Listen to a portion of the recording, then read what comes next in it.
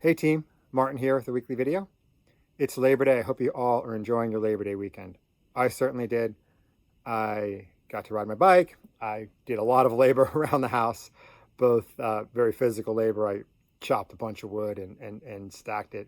And then I really enjoy carpentry, so I did a lot of work on this barn I have. And I'm exhausted. It's about 7:30 and I just finished working. I think I started around 7 o'clock this morning. So hope you all enjoyed Labor Day. And on this Labor Day, I have two messages for you all.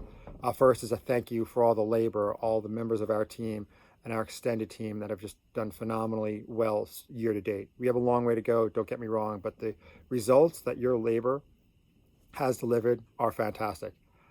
From sales and marketing through to services delivery, R&D, manufacturing, the supply chain team, both on the inbound and outbound logistics of purchasing, the folks that do our planning, just phenomenal.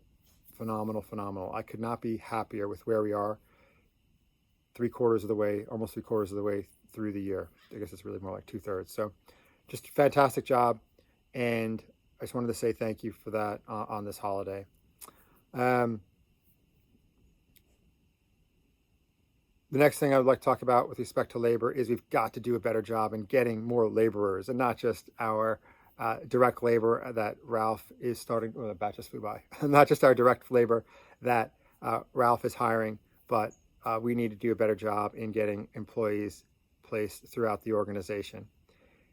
It's really, really difficult to find time to recruit, but we've got to do it. For those of you that have relationships with your university, please reach out to David, Calsis, and Tina and let them know with whom you have a relationship and how we might be able to exploit that. Similarly, Lindsay sent out a list to me of the recruiting events that GEF will be participating, and we will see how we can leverage that as well. So it's really important. And as we recruit, we have to remember that we need a diverse workforce. Right? A diverse workforce will help us work better with our customers, work better with our partners, and also allow us to, the harder we try, find talent that others are not looking for. For those people who typically may not think of solar as a career, there's a number of positions where we have the benefit of being able to train them in how we think about renewables, how we think about solar, how we think about the greening of the United States energy sector. So please, it's really important. And of course, diversity is important across race, gender, sex, right? We need to get underrepresented groups through the interview process. But similarly, we also need to look at areas of the country that we typically may not recruit from. One of my favorite examples is Rich Robinson from West Virginia, not to pick on people from West Virginia, but we have got a lot of Ivy League degrees on the leadership team, but we need to make sure that we're looking through every corner of the United States and really doing our best to recruit and get those people who typically would not have an opportunity to work for a renewable company, get them through the process. And the more people we get in the pipeline, the better team will be able to build from that pipeline. Super important. All right, let's get to some shout outs. And I apologize if you hear any huffing and puffing. It is my beautiful dog, Oliver, who is trying to give me his toy. I'm going to try to ignore that and get to the shout outs. The first is not a shout out. It's really, first, not a shout out, it's just a notification. And the notification comes from Jacob.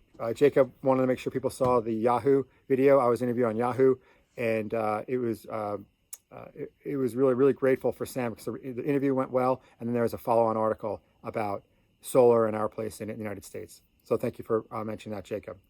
Louis Albert gives a shout out. He'd like to give a shout out to Babak Farhangi this week. He's been instrumental in planning the electrical team's next generation developments. He's also been critical in designing reliability testing for our current system. So thank you very much, Louis, for recognizing the work that Babak has been doing for us.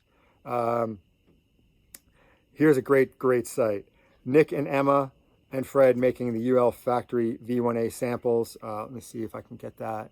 Yeah, thank you so much, Gabby, for sharing that. Great, and thank you, Nick and Emma, making those samples. Super important, and the fact that they're making them on our new laminator. Awesome. Thank you, Gabby, for sharing that.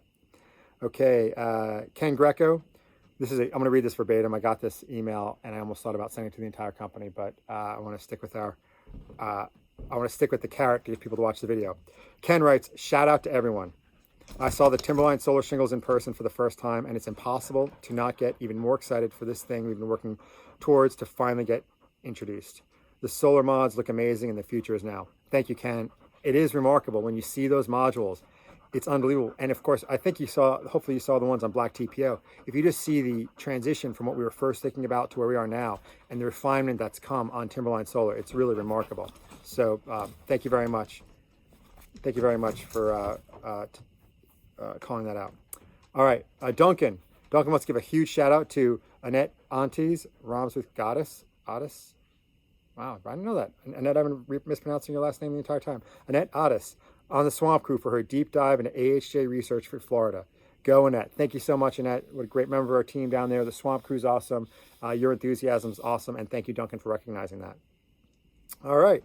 I think that's all we have. So a short video on Labor Day. I will leave you on this, and as a reminder, I just should have said this before we all headed out. I think I did say it at the All Hands. When you go out, if you have too much to drink, remember, take an Uber. You can expense it. I'd much rather deal with the expense report for someone taking an Uber when they don't think that they can drive after having perhaps too much to drink than whatever else could happen. That's all I have. Look forward to seeing you all tomorrow. Cheers.